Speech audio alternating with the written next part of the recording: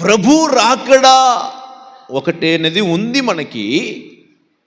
ఆ రాకడ వరకు మనం ఏం చేయాలంటే ఓపిక కలిగి ఏం చేయాలా, మనం ఉండాలి.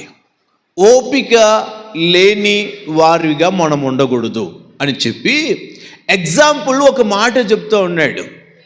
వ్యవసాయకుడు ఉన్నాడు కదా, ఆయన పొలములో విత్తనాలు విత్తడానికైనా లేక ఇత్తిన తర్వాత అయినా ఆయన తొలకరి వర్షము కొరకు, కడవరి వర్షము కొరకు, ఆ వర్షం వచ్చేంత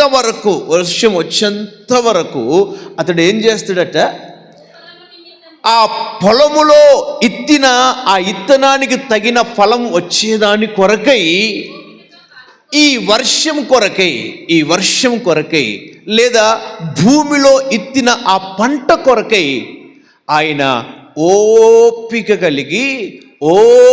కలిగి ఎదురు చూస్తూ ఉంటాడు రైతు. అలాగనే ప్రియమైన దేవుని సంఘమా, దేవుని రాకడ కొరకు మనము కూడా అలా ఓపిక కలిగి ఈ రాకడ కొరకై మనము ఎదురు చూస్తూ ఉండాలి.